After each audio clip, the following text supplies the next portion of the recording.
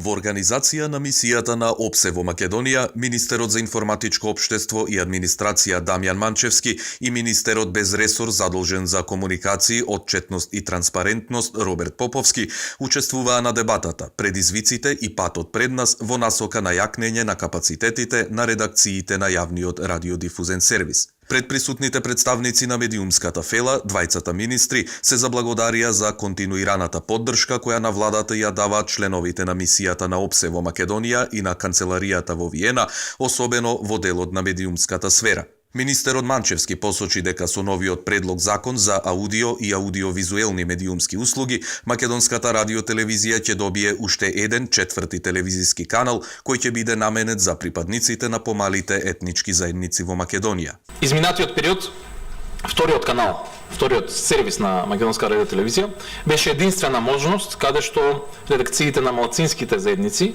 односно помалите етнички заедници во Македонија, да презентираат своја програма со согласувам ограничени финансиски, технички и човечки капацитети. Со воведувањето на четвртиот канал се очекува и поголема професионализација на програмата на помалите етнички заедници во Македонија. Целта е да се придонесе за пред се објективно информирање на сите граѓани на сопствениот мајчин јазик. Освен четвртиот канал, македонската телевизија ќе ги задржи останатите три канали, првиот на македонски, вториот на албански јазик и собранискиот канал наменет за активностите на македонското собрание. Министерот Поповски истакна дека оваа дебата е резултат на концептот на едно општество за сите. Преку културните различности треба да се запознаеме, да биде презентирана нашата различност, за да живееме заедно и да се почитуваме, рече министерот Поповски, додавајќи дека е потребна мултикултурна размена и комуникација меѓу редакциите на јавниот радиодифузен сервис, вклучувајќи ги и оние помалку бројните заедници. Двата нови појаси, и програмата на албански јазик и програмата на јазиците на помалите заедници ќе имаат голем предизвик пред себе. Меѓутоа, предизвикот е и за македонската радиотелевизија во целина.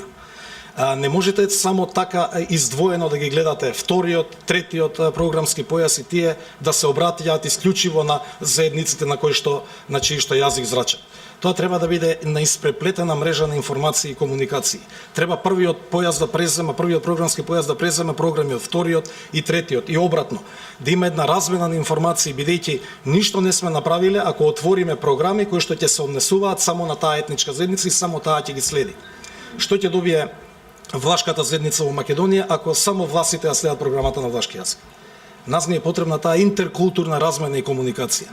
Таа е неопходна во општество како што е во Република Македонија, за да можеме и полесно да се разбереме, и полесно да се почитуваме, и многу повеќе заедно да создаваме. Сите верзии на законот ќе бидат доставени до ОПСЕ за и тие да се изјаснат за текстот, од каде истакнаа дека сакаат да помогнат да се подобри пристапот на помалите заедници да имаат медиуми на свој јазик, кој е дел од нивното основно право на слобода на изразување.